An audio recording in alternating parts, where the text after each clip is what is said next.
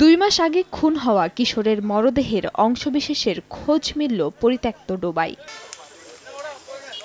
2 মাস আগে ঘটনার দিন সন্ধ্যায় সোহেল তার বাবা ফিরোজ ফরাজীর ভাড়ায় চালিত অটোরিকশা নিয়ে বন্ধুদের সঙ্গে দেখা করতে বরিশাল বিশ্ববিদ্যালয় এলাকার খায়রাবাদ সেতুতে যান। পরিকল্পিতভাবেই সোহেলকে ঘুমের ওষুধ মেশানো এনার্জি ড্রিঙ্কস খাওয়ায় তার 4 বন্ধু হৃদয়, বাপ্পি, ইমরান ও রাকিব।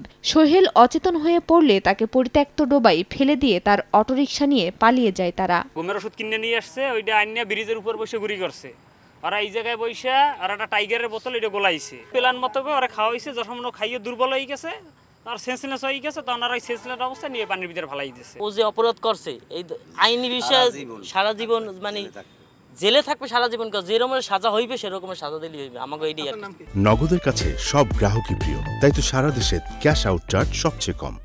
ঘটনার পরই গা ঢাকা দেয় হত্যার সঙ্গে জড়িত সবাই। বৃহস্পতিবার সকালে 2 মাস পর ইমরান তার বাড়িতে আসলে স্থানীয়রা আটক করে নিখোঁজ সোহেলের বিষয়ে জানতে চাইলে হত্যার কথা স্বীকার করে সে। ঘুমের ওষুধ কিনছে, ট্যাবলেট কিনছে, এসব কিনে টাইগার কিনছে, টাইগারের মধ্যে ডাললে এরকম ঝিকে এরপর ও আমরা 4 জনে খাইছি।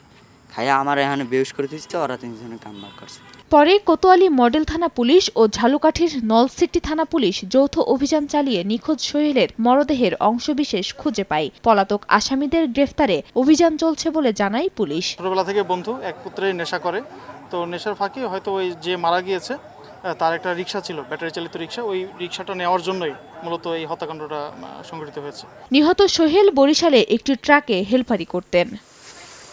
সময় সংবাদ, বরিশাল।